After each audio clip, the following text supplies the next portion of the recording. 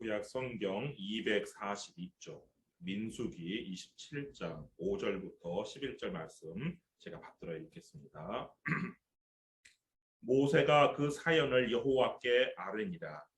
여호와께서 모세에게 말씀하여 이르시되 슬로브와 딸들의 말이 옳으니 너는 반드시 그들의 아버지의 형제 중에서 그들에게 기업을 주어 받게 하되 그들의 아버지의 기업을 그들에게 돌릴지니라. 너는 이스라엘 자손에게 말하여 이르기를 사람이 죽고 아들이 없으면 그의 기업을 그의 딸에게 돌릴 것이요 딸도 없으면 그의 기업을 그의 형제에게 줄 것이요 형제도 없으면 그의 기업을 그의 아버지의 형제에게 줄 것이요 그의 아버지의 형제도 없으면 그의 기업을 가장 가까운 친족에게 주어 받게 할지니라 하고 나 여호와가 너 모세에게 명령한 대로 이스라엘 자손에게 판결의 규례가 되게 할지니라. 한국의 선천적 복수국적법이라는 것이 있어요. 부모님이 한국 국적을 가지고 있는 경우에 이 자녀들이 미국에서 태어났어도 한국 국적을 그냥 자동으로 보유하게 되는 복수국적자가 되는 거예요. 이 복수국적이 은퇴한 나이 든 사람에게는 불리할 것이 없는 제도예요. 그렇지만 이 젊은이들에게 미국에서 태어난 젊은이들에게 이 복수국적은 이들의 발을 묶는 족쇄가 되는데요. 먼저 한국에서는 여기서 태어난 우리 자녀들에게 병역의 의무가 부과돼요. 그리고 미국에서는요. 한국 국적이 있다는 이유로 ROTC나 사관학교 같은 데도 못 들어갈 뿐만 아니라 연방정부 관련된 잡은 다 잡을 수가 없어요. 그래서 한국 국적을 내가 포기하고 싶은데 포기가 안 돼요. 이 선천적 복수국적법에 따르면 18세가 될 때까지 포기하지 않았으면 38세까지 포기를 할 수 없도록 만들어놨어요. 이게 홍준표 의원이 재직 시절에 만든 법이라고 해서 일명 홍준표법이라고 하는데 그래가지고 한번 내가 이 한국 국적을 포기하지 18세까지 될 때까지 전혀 이런 사실을 모르고 있다가 포기하지 못하면 38세까지 포기를 못하는 거예요. 그러니까 38세 될 때까지 그냥 나도 내가 원하지 않는데 이중 국적자가 되는 거예요. 그래서 한국에 가면은 병역 의무를 부과되고 미국에서는 내 진로에 많은 제한들이 있는 것이죠.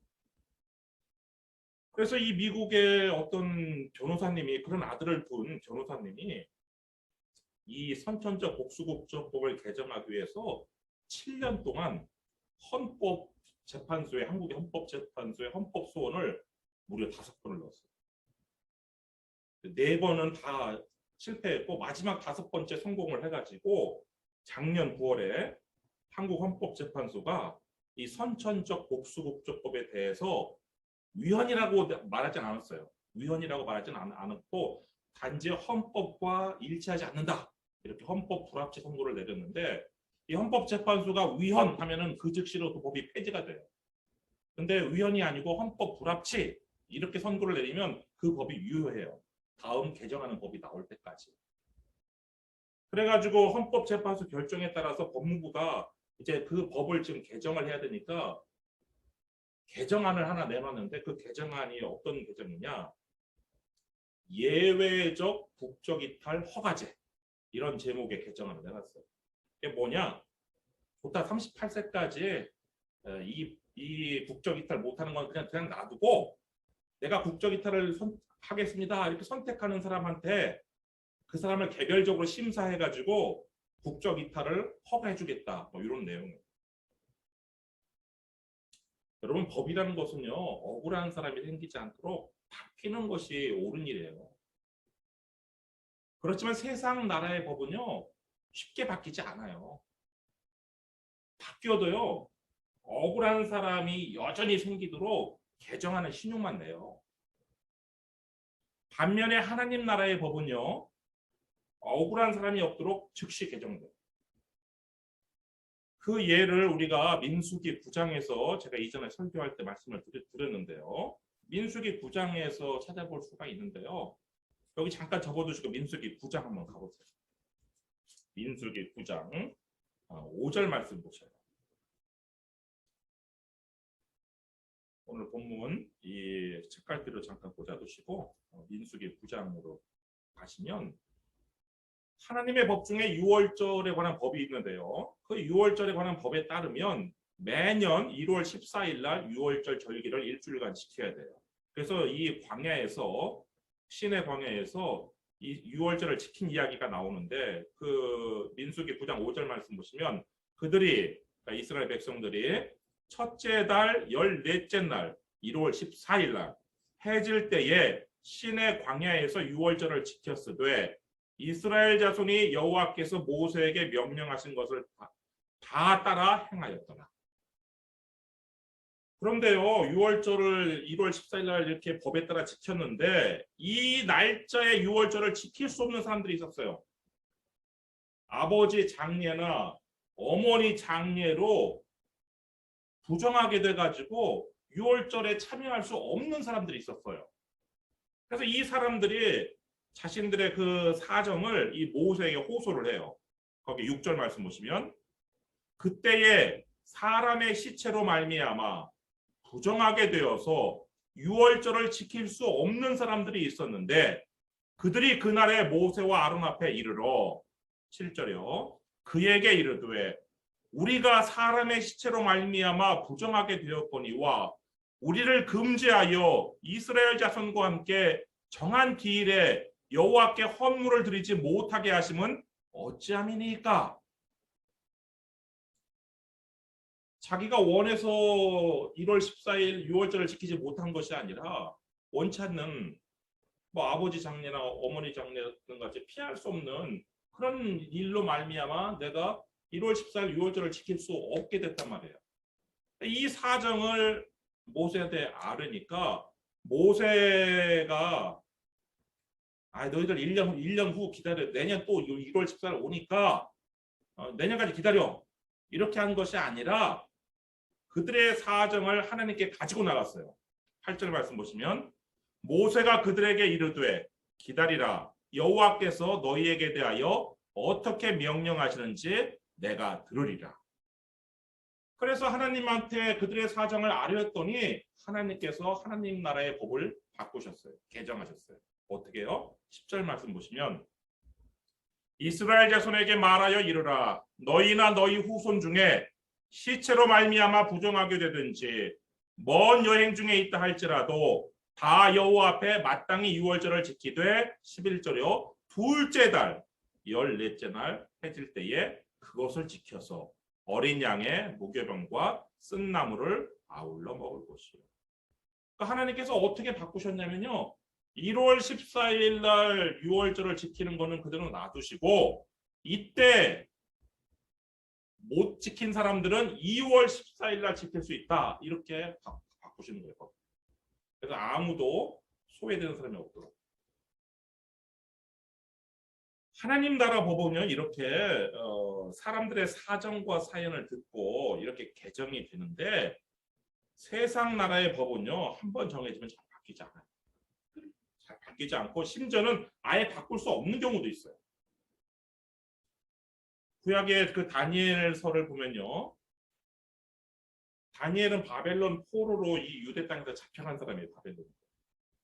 근데 이 바벨론이라는 나라가 얼마나 강대한 나라였는지 그 당시 전 세계를 통치를 했어요. 근데 이 영원할 것 같았던 이 바벨론 제국도 멸망을 했어요. 메데, 바사, 우리 또 교과서에는 페르시아라고 나오죠. 그 페르시아 제국에 의해서 이 바벨론 제국이 멸망을 했는데 이 바벨론 제국을 멸망시킨 왕이 바로 메데의 다리오 왕이었어요. 근데 이 다니엘은 그 바벨론 제국 때부터 시작해서 계속해서 그 높은 통치자 자리에 있었는데 이 바벨론 제국을 멸망시킨 이 메데 왕 다리오가 이 가만히 보니까 이 다니엘이라는 사람이 과거 그 바벨론 제국의 신하이긴 했는데 가만히 보니까 정말 하나님께서 함께하고 계시는 그런 사람임을 알아가지고 이 사람을 제국의 2인자로 세우려고 했어요. 그러니까 메데 바사 제국의 2인자로 이 다니엘을 세우려고 하니까 원래 메데 바사 제국의 그 사람들 그리고 왕의 밑에 그 총리로 있고 대신으로 있던 이 사람들이 다니엘을 시기하는 거예요. 야, 다니엘 저는 저거 출신 성분이 유대 코딱지만한 유대 땅에서 그것도 포로로 끌려온 놈인데 우리보다 더 위에 있게 생겼어요 지금. 왕의 마음에 들어서 왕이 이 다니엘을 2인자로 끌어올리고 있는 거예요.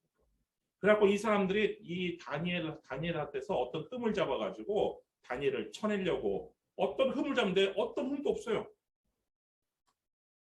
거기 다니엘서 6장 4절 말씀 보시면 이에 총리들과 고관들이 국사에 대하여, 그러니까 다니엘이 국정을 맡고 있으니까 국사에 대하여 다니엘을 고발할 근거를 찾고자 했으나 아무 근거 아무 허물도 찾지 못하였으니 이는 그가 충성되어 아무 그릇됨도 없고 아무 허물도 없음이었더라.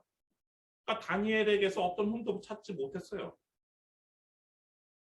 근데 가만히 보니까 이 다니엘이 우리랑 다른 점이 뭔가 봤더니 하루 3번씩 하나님께 기도를 하는 걸 알게 됐어요.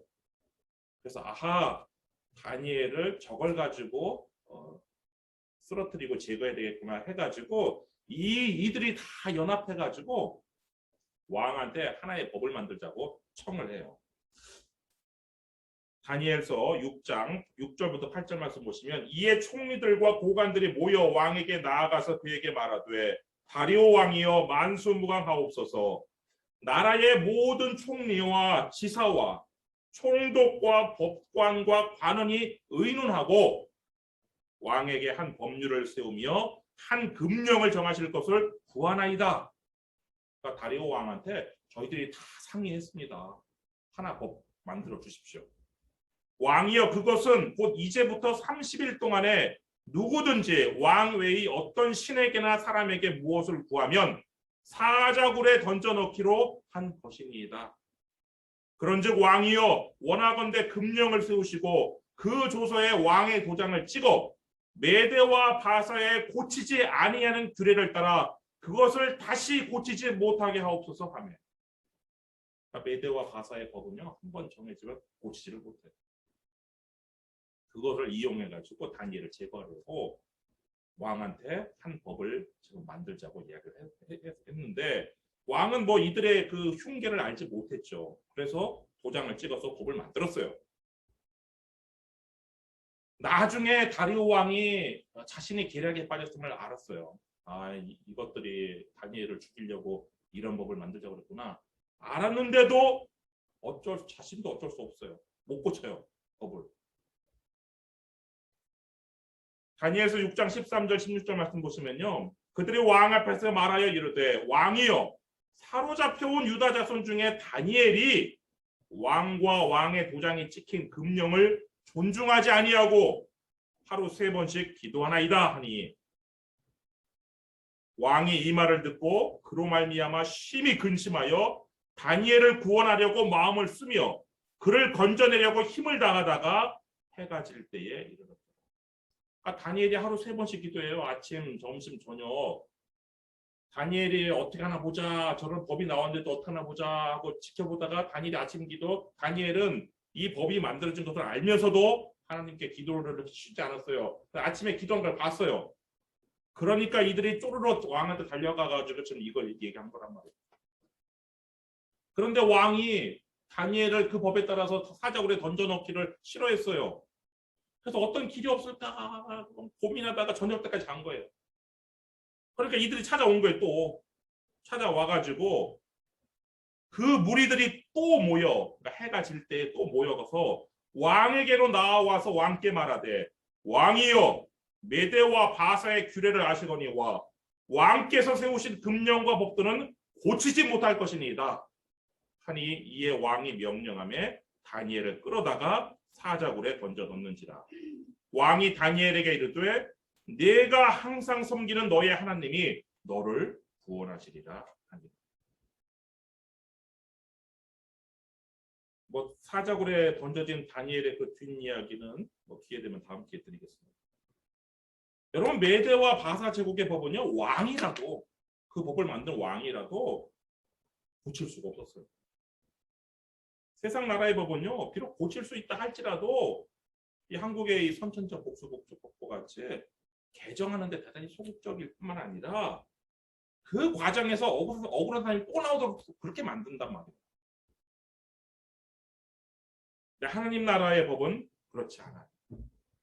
억울한 사람이 나오지 않도록 늘 살피시면서 하나님께서 하나님의 법을 바꾸시는데 오늘 본문에도 억울한 사람들이 있었어요. 하나님께서 그 모세한테 명령을 내려요. 거기 민수기 26장 1절과 2절 말씀 보세요. 민수기 26장 1절 2절 말씀 보시면 연병 후에 여호와께서 모세와 제사장 아론의 아들 엘르아살에게 말씀하여 이르시되 이스라엘 자손의 온 회중의 총수를 그들의 조상의 가문을 따라 조사하되 이스라엘 중에 20세 이상으로 능히 전쟁에 나갈 만한 모든 자를 계수하라 하시니. 예전에 한번 이스라엘 인구 조사 한번 했잖아요. 그때 20세 이상 전쟁에 나갈 만한 모든 남자들 숫자를 세었어요. 근데 그 1차 때는 정말 전쟁을 준비하기 위해서 수를 센 거예요.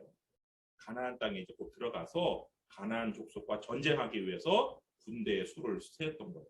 근데 이번에 2차 인구조사는요. 그런 목적이 아니에요.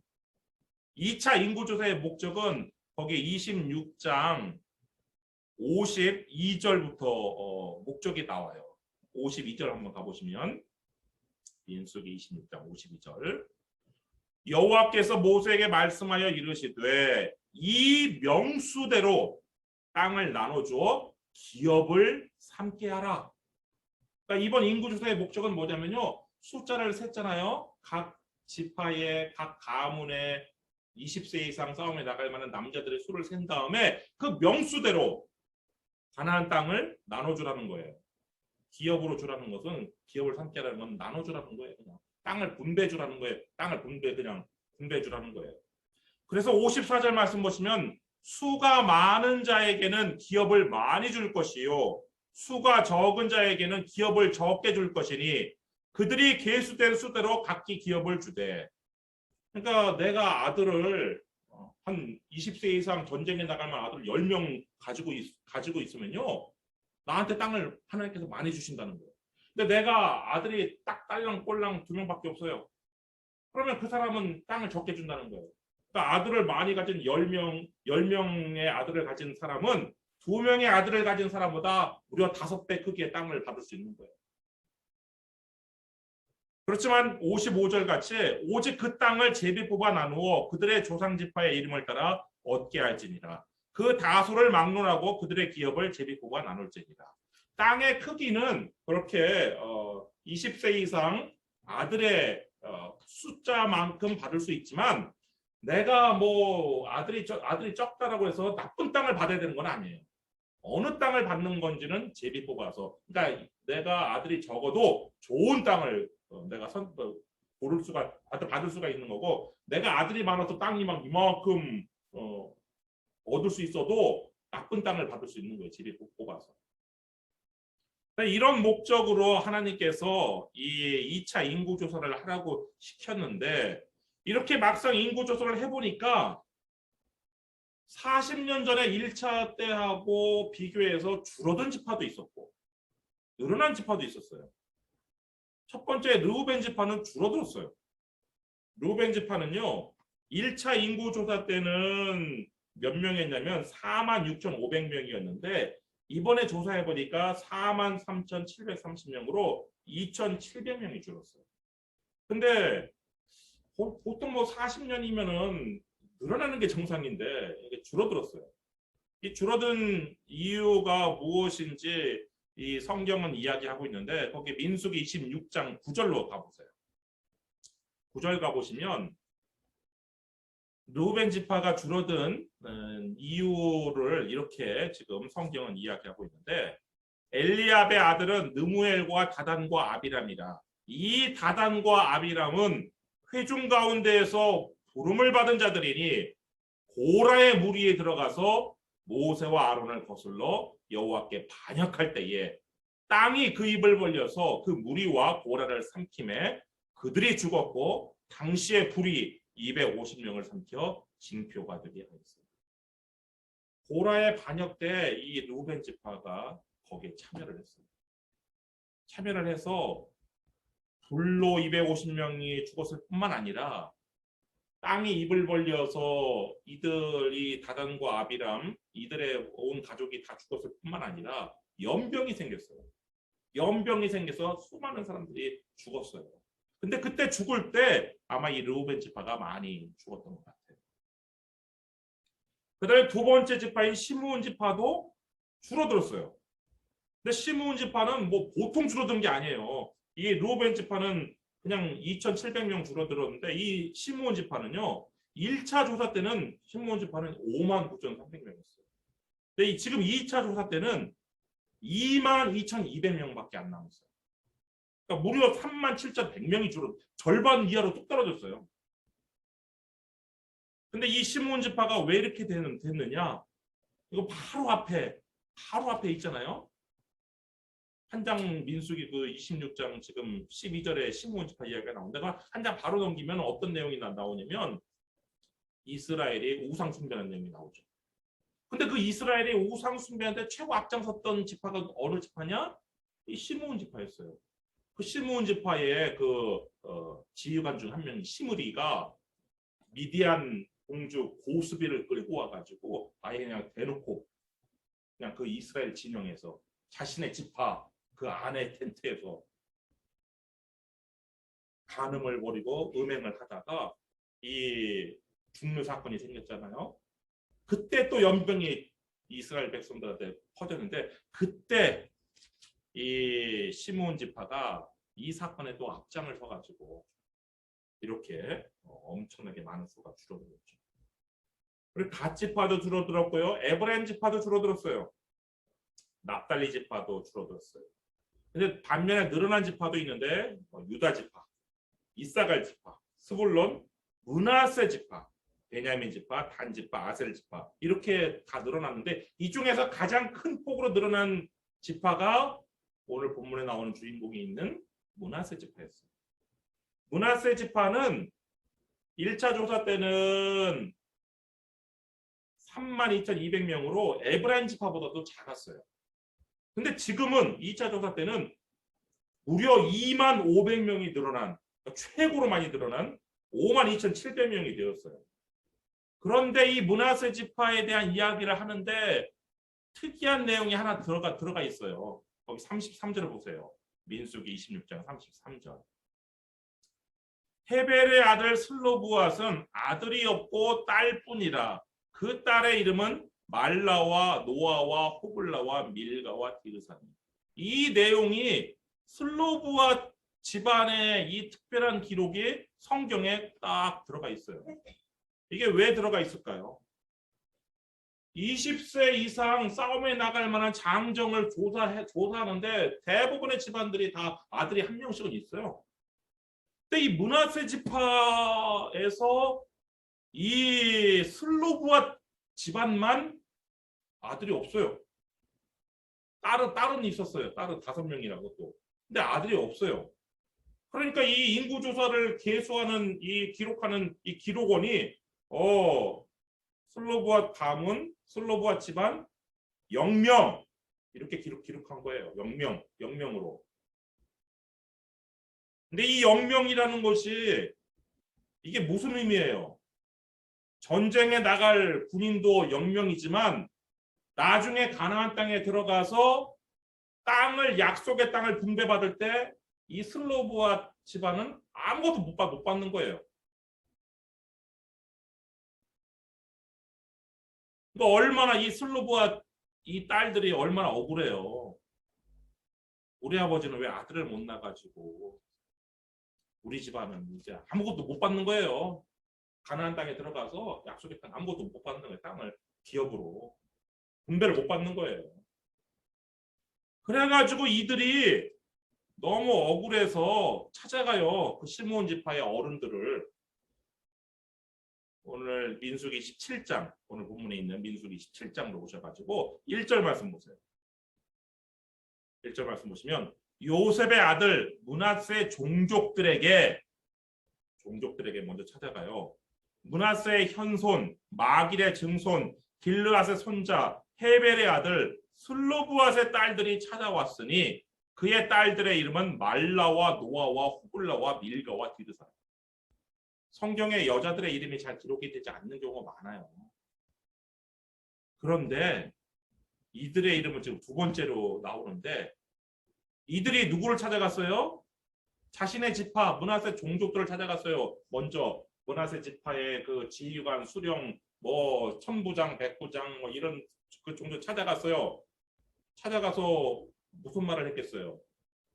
아니 우리 아버지가 아들이 없다고 우리에게 기업을 안 주는 게 말이 됩니까? 우리에게도 기업을 주세요. 이렇게 얘기했겠죠. 근데 이들의 말이 통했어요?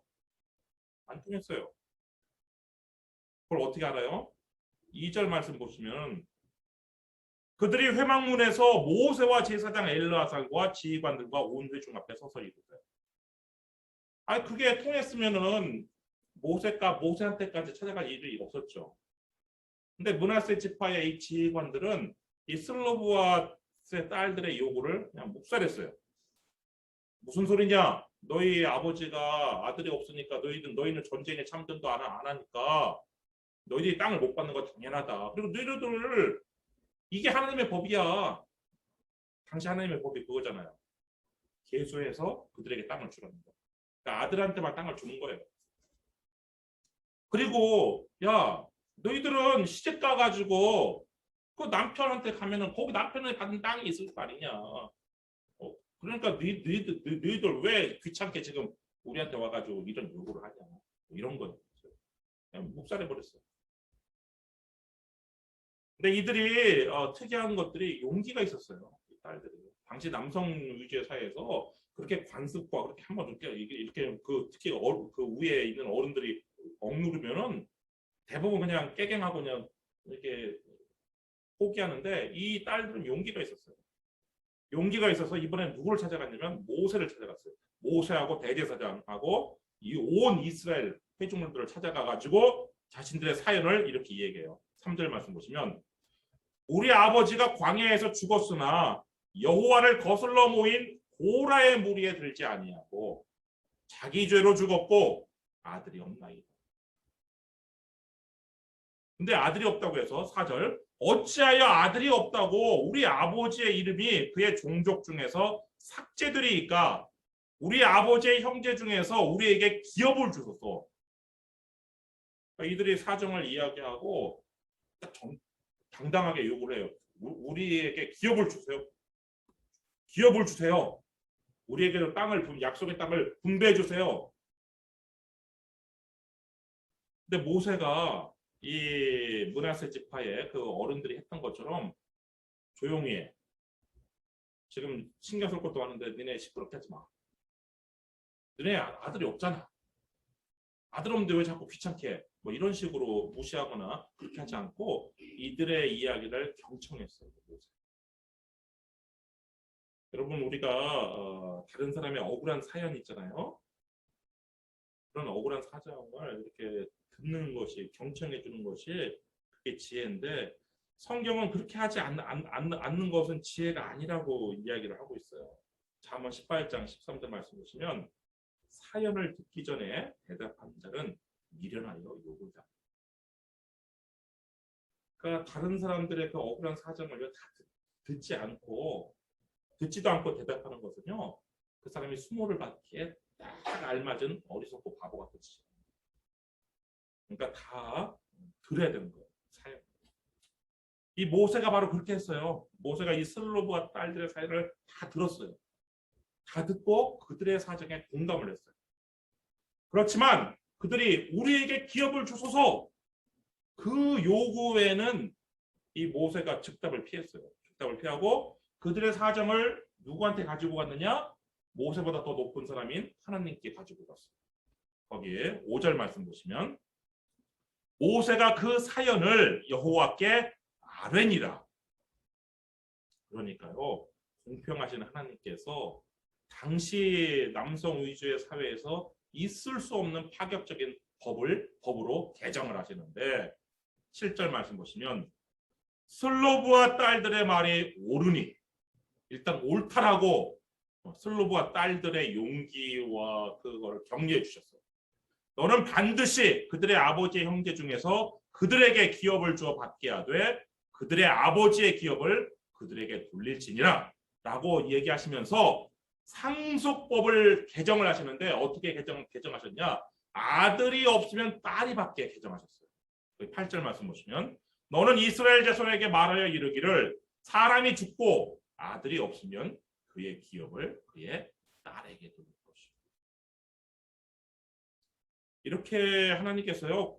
지금 하나님께서 이 가나안 땅을 분배하는 과정도 대단히 공평하고 합리적이셨어요.